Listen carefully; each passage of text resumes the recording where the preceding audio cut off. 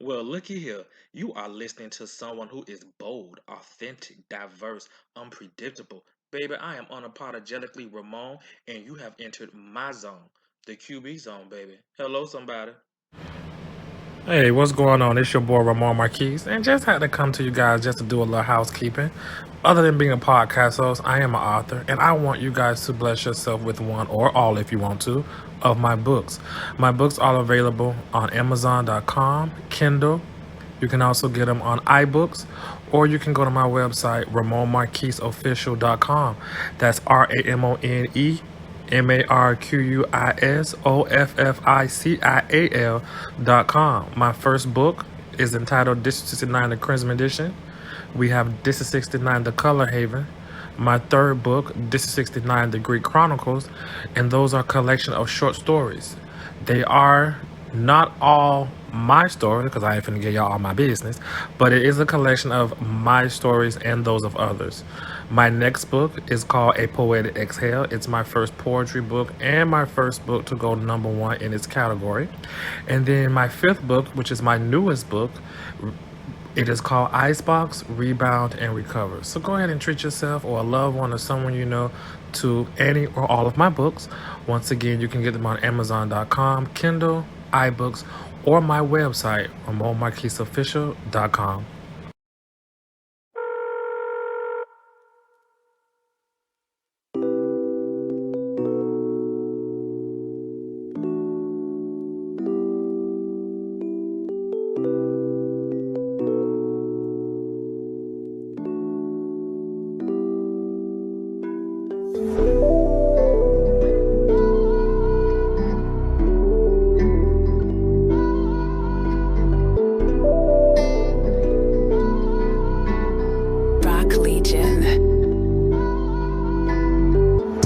So I'm very excited to welcome you guys back down to the QB Zone. This is a very important episode that I'm very intrigued and interested to talk about. I think it's very essential, and I think it's really going to change and impact a lot of lives. It's something that happens more often than not, and a lot of times people are not courageous enough to talk about it, and that's okay.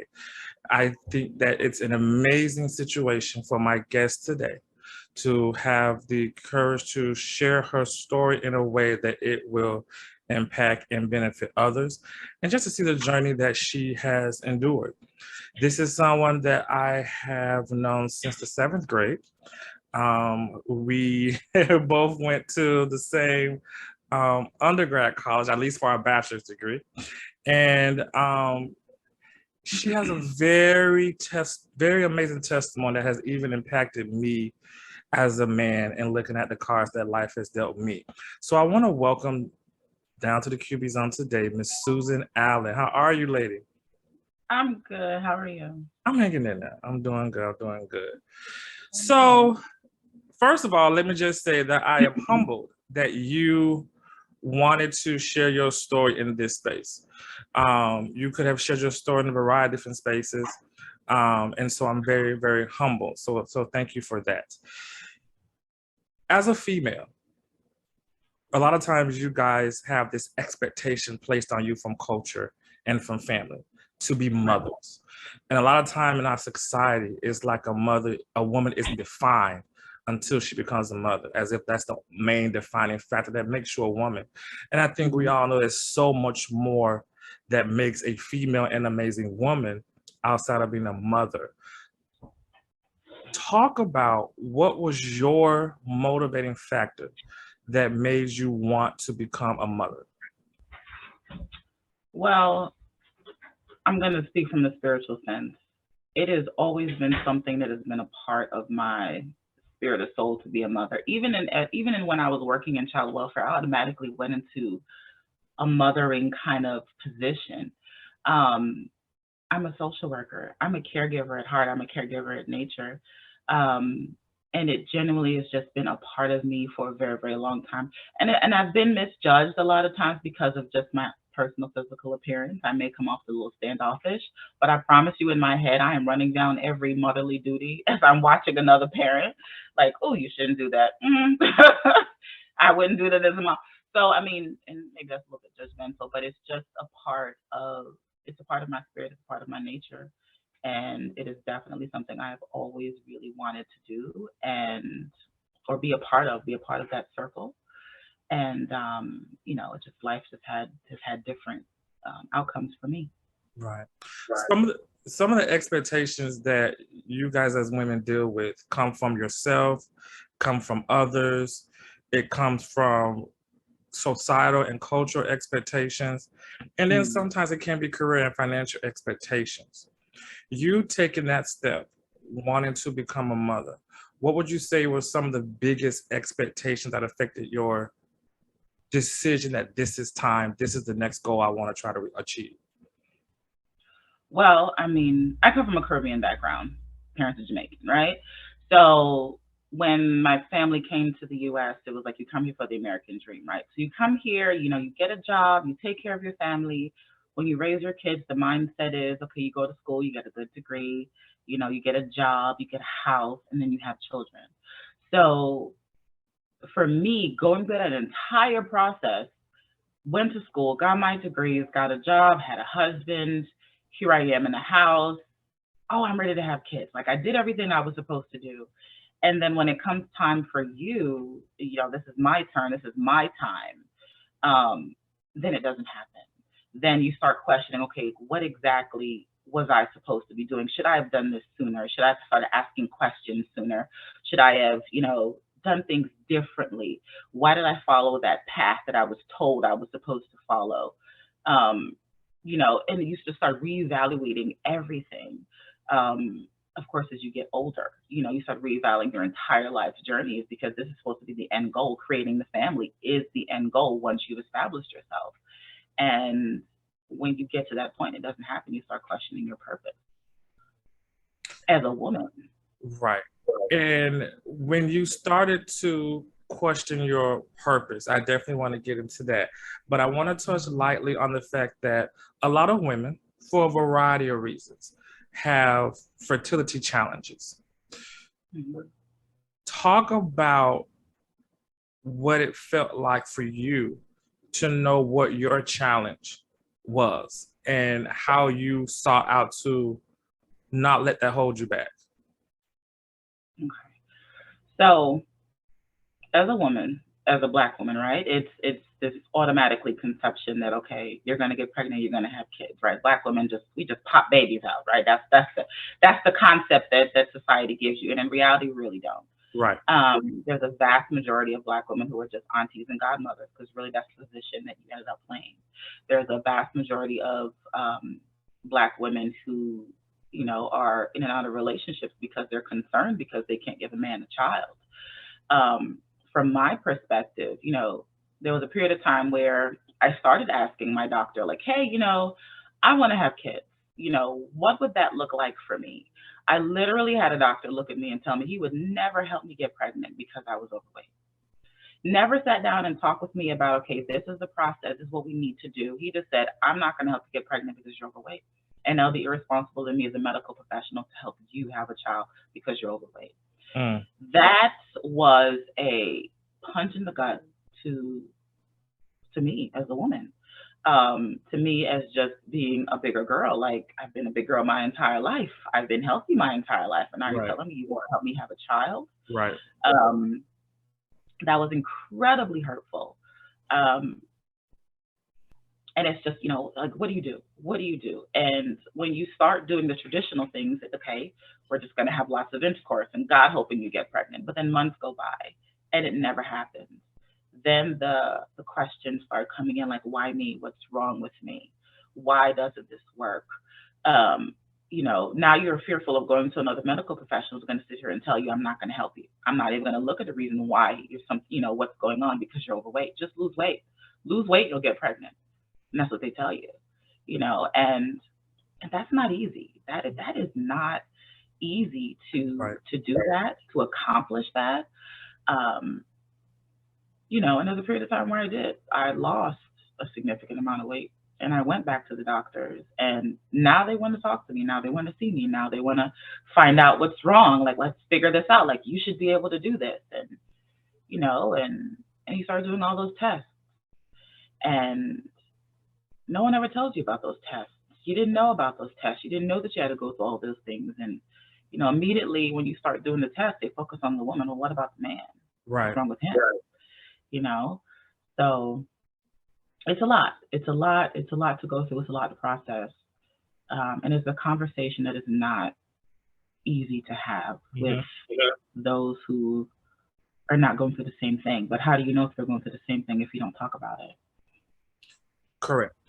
And I think one of the things that stood out to me, and let me just say this, for those who are listening, because there may be some contexts that they won't get, and I don't feel it's necessary, but we definitely had our own one-on-one conversation where I was immediately touched, speechless, um, motivated by your overall story. You went through um, the process of IVF. That was Yes. the path that you took. Um, when you made the decision to go that route, what I thought was interesting, when you mentioned talking about it, you kept it between you and your husband. Yes. Um, because once again, those cultural expectations, those expectations from family, what are they going to say? What are they going to judge? Or if they're going to judge? What was that like for you emotionally, mentally, though, to go through this without including your family?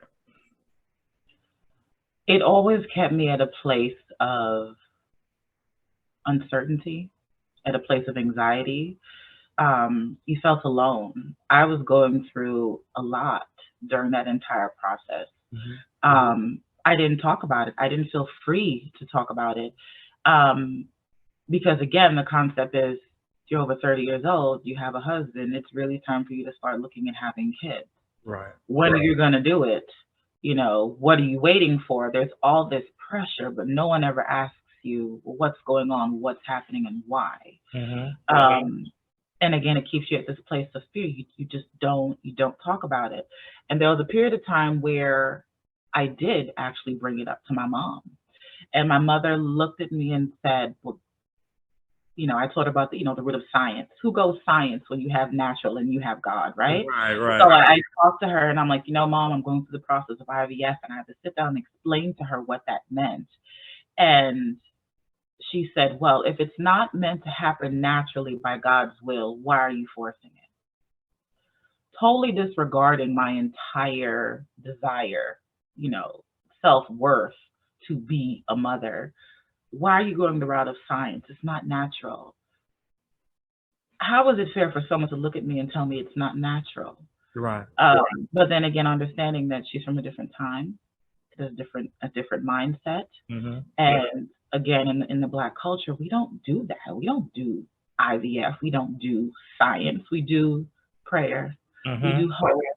We do surround yourself with the community. We do, keep the faith. It's gonna happen. Your time is gonna come. And then what when it doesn't? So we just ignore the science. It's Right. there for a reason. Right. You go to the first round of IVF. Hmm. Unfortunately, it wasn't successful. Correct. This is a huge goal. I can only imagine. I know you vocalized it, but I can only imagine the emotional and mental toll it took on you. Where do you go inside of yourself to say, I'm going to keep pushing. I'm not going to give up. I'm going to take this chance once again? Because I just know when I look at my life and things I've gone through and how things have wavered my faith or the toll it's taken on me, moments where I wanted to give up and be demotivated. What was Mhm. it that fed your faith or fed your motivation to, I'm not going to let this hold me back? I'm going to try again. Well, my first round of IVF coincidentally was during the time of COVID. And at that time, within those few months where it didn't work, immediately after COVID hit my household, I lost my dad. And after, just a few months after the loss of my dad, I sat back and I thought like my I lost my father before being able to have a grandchild to show him, Right. like, Daddy, this is my baby. Like my father sat back and watched all my other siblings have kids, Right. and here I am. He passed away, and he didn't get to meet mine. So that was a more personal toll for me. Like I needed to do this. I needed to get back in focus. I needed to get back on that regimen they had me on, because now I have left as my mom. And something I've always said to myself, there's certain things that I wanted my children to experience, and that was my parents. Mm-hmm. Because who else is going to teach them the Caribbean culture? Me, I'm so Americanized, right? Who's going to do it? Right. Who's going to do it? So, and so it just became like this even more like, I got to do it. I got to get myself together. I've got to get my family together. I'm not going to let, and yes, I was at a place of grief, but I am very good at compartmentalizing. I put that away Mm-hmm. and shifted my focus on going back to, to focusing on having a family, and went back through the process again. And this time they were even more aggressive with the medication. And my outcome in terms of just when they went in to retrieve eggs, I had 3 times as many as they did the first time. And then when they were fertilized, I had 3 times as many eggs fertilized into actual embryos. So here I am, like, this is my chance. This is it. I've got it. I've got the embryos. It's going to work this time. My body's good. I'm going to get this rest, and I'm going to take this chance, and I'm going to have these babies. And we did. And when it came to that time, I had two embryos implanted, and I was pregnant with twins, and it was a beautiful time. And but of course, not without its challenges, and it wasn't easy, but I did it, and there was this sense of peace and fulfillment that I finally made it. I was finally my time. I'm going to have them, and the joy that kind of just even went through myself, through the family, emotionally, like, yes, here they are. They're coming. Like, it's, Susan's babies are planning for them. Everyone is planning for them. Of course, yeah. Everyone is, and and you have the house, and you're planning like, okay, the room is going to look like this, and everything's going to look like this, and and then the complications come into play, and it's the complications that they don't tell you about. You don't know about. It's like you go to your appointment, everything looks fine, but they don't tell you about all these other things that could happen. Well, let's just observe you. Let's just see what happens. Everything looks fine. Go home, get some rest, lay down. And again, you think that everything is going to be okay, and here you are falling again back into, okay, we're just going to pray about it. We're going to be okay. We're going to be pray about it. The babies are going to be okay. Everything is going to be fine. And then when you lose a pregnancy, about 4 months in, it is devastating, because you've already spiritually connected to these lives. Absolutely. And when they're lost, it's you lost a child. As for whether they were inside of me or outside, those were my kids. Those are my kids. And you lose life, you lose a child. I've lost 2. And the connection that I have with those babies, my babies, is no less than any mother who made it to full term and raised them to adulthood. You go through the first round, it's not successful. The second time comes around, and you definitely got your hopes up, rightfully so, because as you stated, when they went in to retrieve the eggs, everything was way more as far as the amount than the first time around. And everybody's preparing. You have more support from your family because you included them in the experience this time. You had a series of complications, had a few bed rests. Then the moment comes where things don't go the way you planned and prayed for. Mm-hmm. The first thing I would like for you to share, your experience with medical professionals.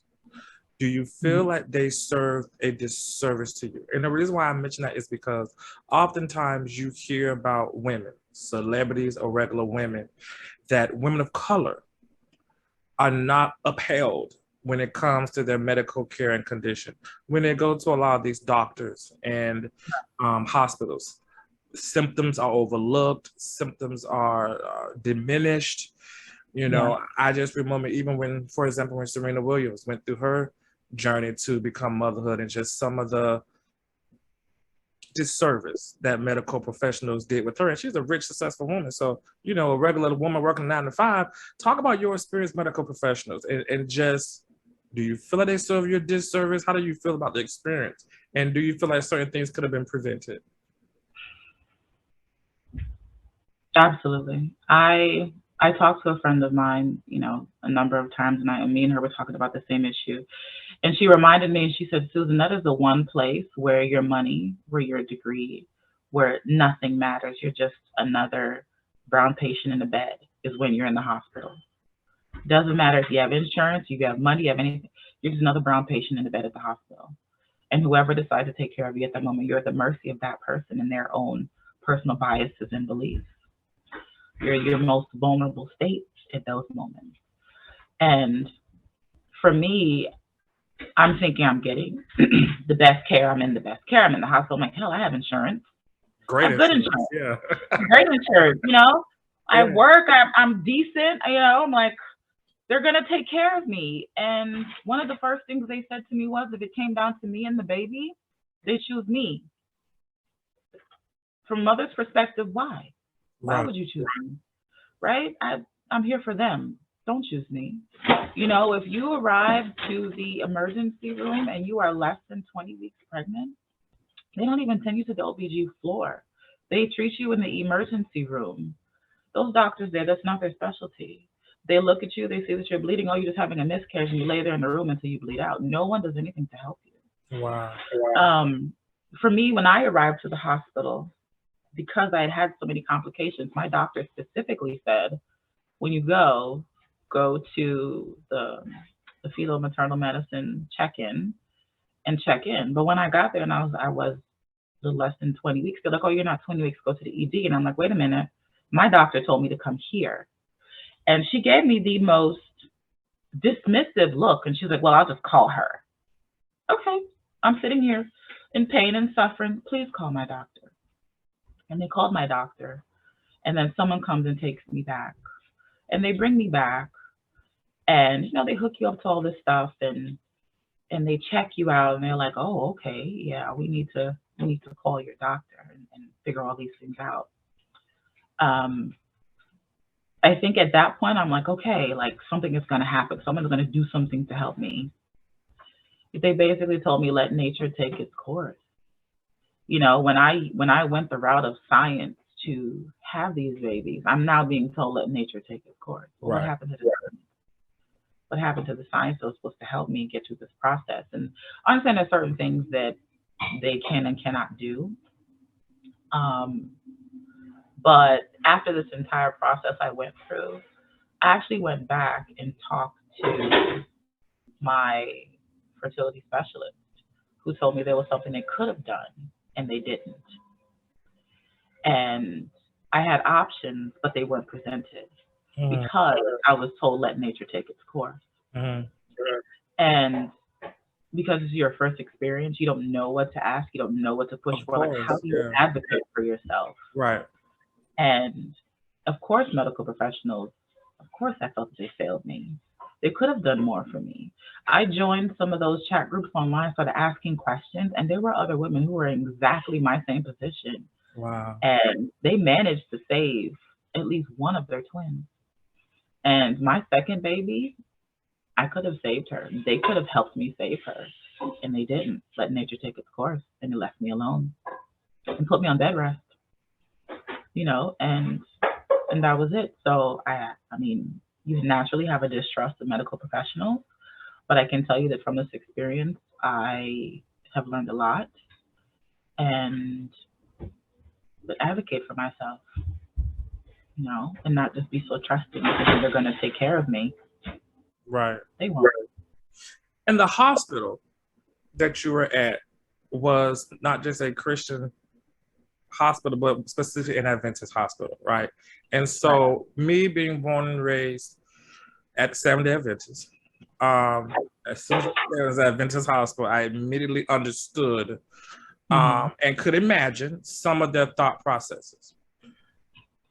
So for them to tell you, let this take its course and not utilize other aspects of science, do you think that if, and you probably just kind of answered that, had you gone to a different hospital or a regular hospital, that you could have had a different experience? And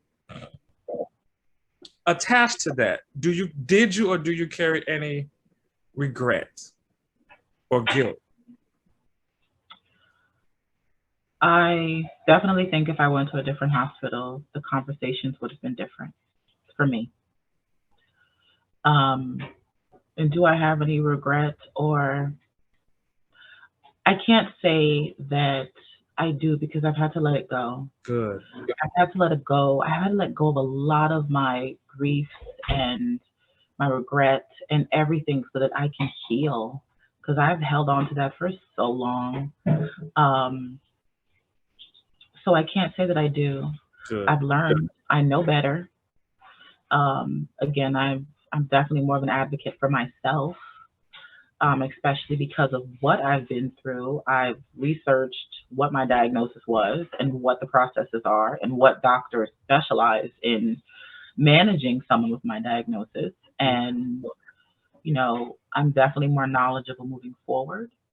But do I regret it? It's a lesson I had to learn. For me, it is a lesson I had to learn. Do I still grieve over it? Absolutely. Do I hold on to that energy that I had in the beginning? No, I've had to let that go. That's amazing. I've had to go. The level of self-awareness, the level of healing that you had, I can't tell you just how much it has impacted me just knowing your story recently. You grieved the loss of children. You grieved the loss of your dad. You grieved the loss of a marriage.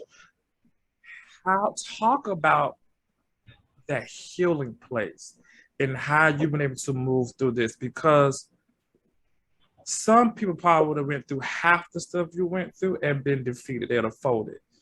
Yeah. You are still strong. You are not defined by this trauma you've gone through. If anything, you've made it your purpose. Instead of it being a negative cloud, you kind of turned it around and made it your superpower. Talk about your healing journey, because the fact that this has all happened within a short span of time. It's not like it happened over a span of 5-10 years. This happened within all of this happened in less than 5 years. Talk about your healing process, because I'm just amazed. Well, when you've broken, all you can do is heal, right? So it took me a minute to learn how to do that and what that was. Everyone says that, you have to grieve. And when you think you're grieving, you're really not grieving. You're crying. You're obsessively thinking about everything, the racing thoughts, the anxiety, the sleepless nights. Like, that's not grief. That's being trapped in your own body, in your own personal hell. It took me, I compartmentalized. I've had to start dealing with those different things I have put away. And there was a period of time where I felt myself spiraling, going crazy. I found myself drinking, which I didn't really do much. I found myself drinking to sleep because I wasn't sleeping. I found myself being incredibly detached from my surroundings. Just the overall stress, the toll on my body, it was a lot. I was going through a huge emotional strain, and the grief for me was accepting the loss, finding my safe space to grieve, stepping away from my usual environment, going someplace different, being able to breathe, allow myself to breathe, surrounding myself with the people who truly love and care about me, who check on me on a daily basis. How are you doing? Just to say hi, just to say, hey, you know what? I'm praying for you. And from a spirituality standpoint, I'm not going to lie, when I was grieving, my spirit was silent. I Mm-hmm. no longer felt a connection to God. And I had always felt a connection to God. I no longer felt a connection. I didn't hear anything. I didn't see anything. Music was noise. I was trapped in myself. Mm-hmm. And opening myself again back up to that, opening up my spirit to heal and allow those emotions to just rush through my body and release them because I kept them in, just trying to focus, trying to work. I had to release it. I had to let it go.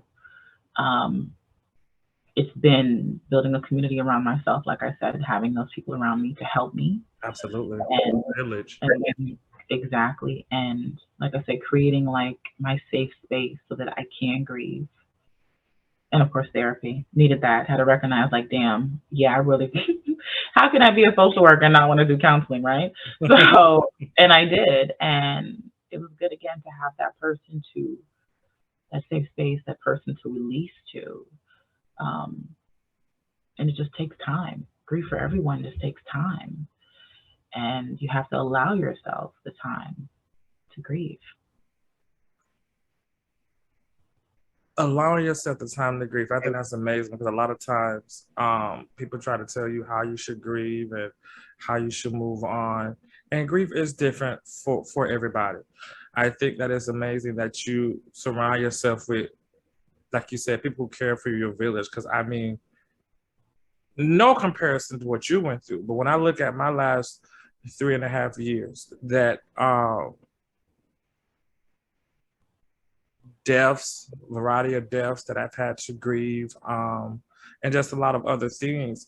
I can't even fathom what I'd be without a village. Right. I couldn't even fathom because those days where you don't want to get out of bed, where you are spiraling, and you should that you was taking alcohol to sleep. I was taking alcohol and Benadryl to sleep. Like it was bad. Um, Therapy helped, but it's just something about a village that feeds you when you're down, that can be strong when you're weak. So I think that that's amazing that you've had that. At this point that you're in now, when you think about everything you've been through, your motivation to want to be a mother, where are you at with that goal? Are you content with ending it now, or do you still have a desire to keep trying? I still have a desire to keep trying. I still am. I'm healing, but I'm not done. I still got some more work to do. Absolutely. Um, I feel like I'm at a place as to where it still hurts, but the intensity of the pain is gone. So it's kind of like I'm starting from zero to build back up again, to rebuild myself again, to start this process, to start everything over. I'm starting from a new place, a new life, a new city. So I'm definitely at a place where I'm ready to rebuild. Um, I'm not sure exactly what that's going to look like, Right. but I am ready, and I'm still going to do it. It's still Right. in me. It's part of my. I don't know why, but I have this. It's going to happen. It's going to be me. Uh-huh. It's just waiting on my time. Listen, and I mean, both of us being born and raised in the church and faith-filled people, we know there's been many stories in the Bible of women who have had all kind of complications, and boom, right before they probably about to give up, and lose faith, they breakthrough happen. And so I think it's amazing that you still want to try. Your motivation behind it, what is feeding that, is it different than when you initially started the journey? No, it's still there. It is still that same desire. I can't explain it, and I can honestly say it's definitely spiritual. It's not a thought. It Right. is a spiritual thing. It is in my soul that I am going to be a mother.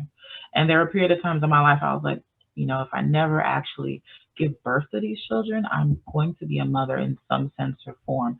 I never understood in what capacity that was going to be. Right. But this is still my journey, and I'm not giving up. Absolutely. Absolutely. And it's up to you to define how you end that story, how that story goes. You can write your own story. If, Yeah. if you were to be sitting in front of a room of females that have had the same level of trauma in regards to this journey, what would be some of the three key things you'd probably say to motivate and inspire them? Know your diagnosis. Go to the doctor, ask questions, pay attention to your body, know you. Um, the other thing I would say is make sure that your partner is just as emotionally, if not more emotionally stable and ready to go through this with you. Because when it works, it's great. But when it doesn't work, it's hell. Mm, Have to have a right. You have to have a strong partner to go through it with you. And during that process, you heal with each other. You can't do it alone. right. Um, and prepare yourself for the potential of failure. Because, you go through the process, okay, naturally, amazing. But the science is all not always guaranteed. And just prepare yourself that this might not work. And what do your next steps look like? Mm, And for that, don't put all your eggs in one basket. You know, um, that's what I would tell someone going through it. that's That's what I awesome. would tell myself if I was to start over. Like if it was Right. me, brand new, like that's what I want to know. Of course. And you talked about detachment. Mhm. And specifically, you and God wasn't in the best of places. How would you describe where you are spiritually and what helped you get to levels of progression? When I say detachment, it's like my communication and my ability to be able to talk to God just went silent. Yeah. Oh, I get I it. was just I was just in myself. I Yeah. couldn't, and I didn't sit here and saying, God, why me? Why this, that, the third? There was just no conversation. It was just Correct. my own thoughts in my head. Hmm. It was getting past my thoughts in my head, getting past my pain Mm, to be able to sit down and have a conversation with God, like, okay, what next? It was during moments of breakdown when I'm having this incredibly emotional breakdown that I'm sitting there and I'm saying to myself and I'm saying to God, I didn't even know I still had all this pain. What do I do with this pain? wow. So it's in those moments of, for me, those moments of vulnerability where I've been able to, whatever block I had that wasn't letting me or I wasn't communicating, I was starting to communicate again Mm, through deep feelings. And when I started doing that, I started feeling my connection again. I was opening back up. And that has brought me to just a place of peace that I didn't have a year ago. And it's been really good. I'm at a good place. That's why I'm saying like I'm starting over, like I'm in a new position because absolutely. I feel different. Yeah. And it's kind of like a new normal. It's kind of like reconnecting with yourself because when you go through such traumatic periods, you can never come out of that the same. Like if you allow yourself to really heal, you're not going to be the same Susan, the same Ramon, the same Bob, the same whoever. You are definitely going to be different. And it can be I know for me, it can be a very uncomfortable, but a very intriguing process to get to know yourself all over again and Yeah. reconnect with yourself. I think that's amazing. Yeah.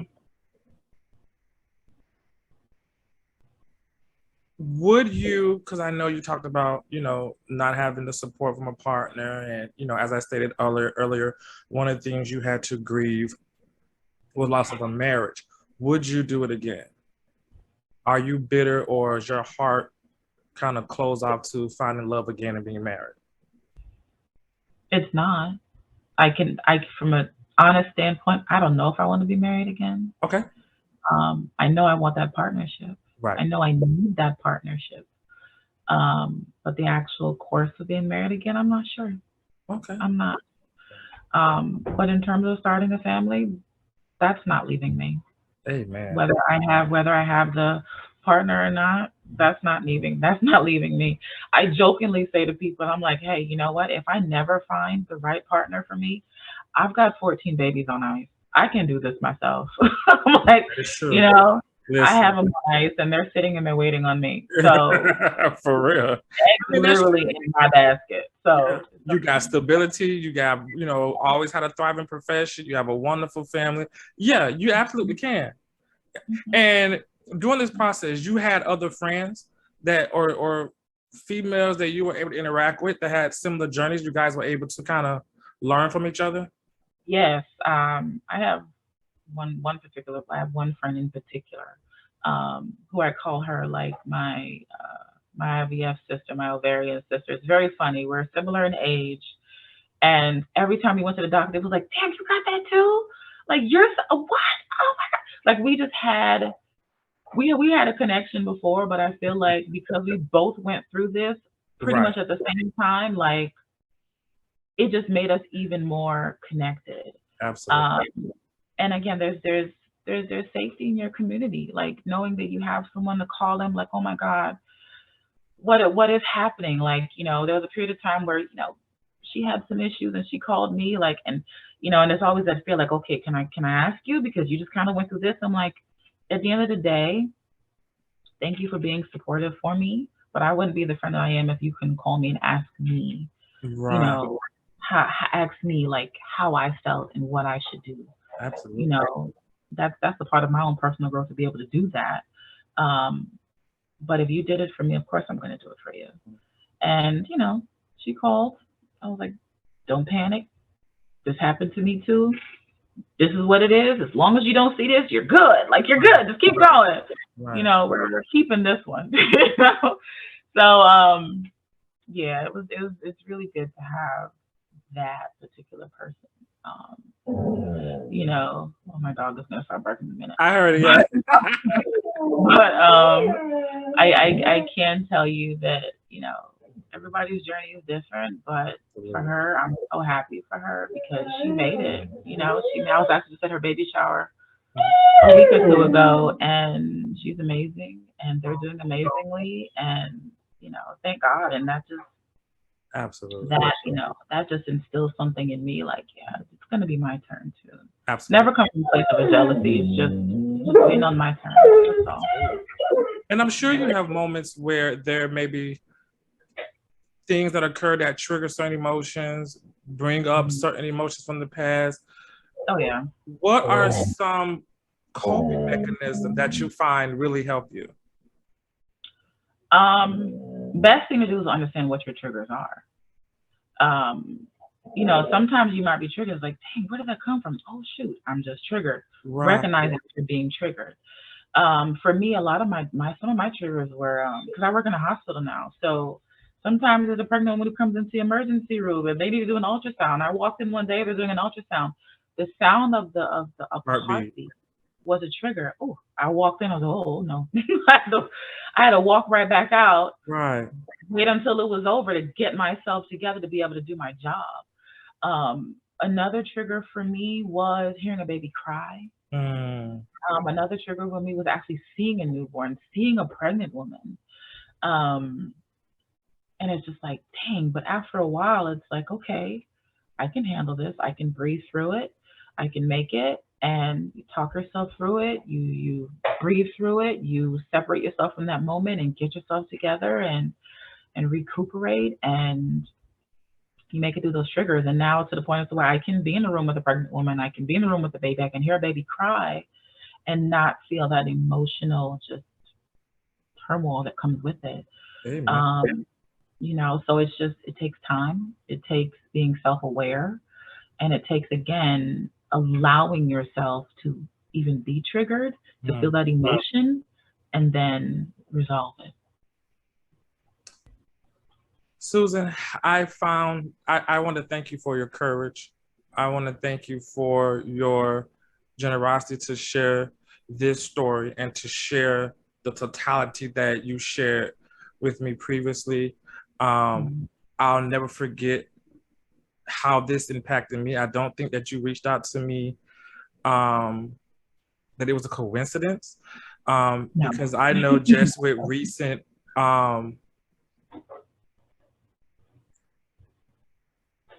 things that I've gone through, and just moments of being demotivated, want to give up, I didn't even know if I want to throw myself back into my goals and do any of this. Right. And then there was a part of me that wanted to, because I wanted to really be focused and work hard on having the life that I know they raised me to have. Right. And just looking at how this and any of my goals have impacted me and others.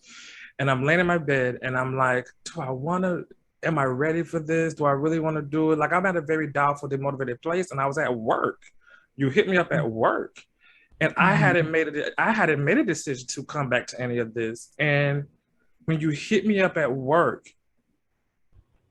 and you shared what you shared, I feel like that was not just the sign that I needed to keep going with the things and opportunities that he placed in my life, but that this is a conversation I needed for my own healing, because I can't even imagine the level of strength and faith that you had to go through what you was going through. And a lot of this were happening at the same time.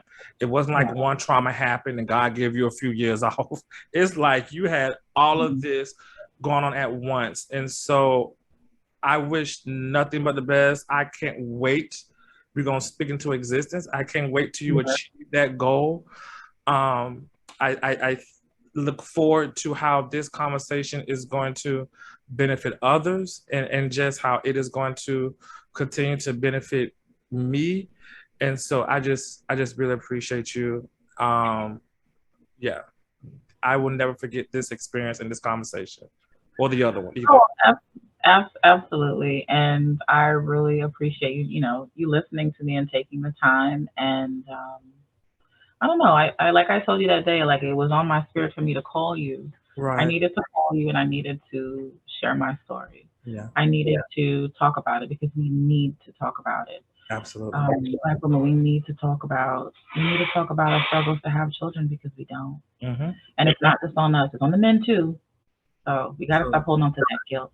That part, We yeah. gotta stop allowing ourselves to be broken and live in that brokenness. So we got to do it. We got to talk about it. We got to support each other. And just thank you for letting me come on and ramble on. Absolutely, absolutely. And I would love to have you on for Yeah. some other subjects. You have always an open invitation I to know. come back, and I know you got a lot to talk about. I know. Oh, I mean, you've lived. Other of things. I've lived, honey. I've lived. Yeah. So I appreciate you, and listen, I wish you all the best. I hope you have a good rest of your evening. Thank you. You too. Absolutely. You take care, Susan. Bye. Bye-bye. Well, that's it for the zone today. We are officially shutting it down. Thank you guys so much for tuning in. And until next time, remember this. If you do nothing else today, believe in yourself. Fiercely, truly, deeply believe in yourself.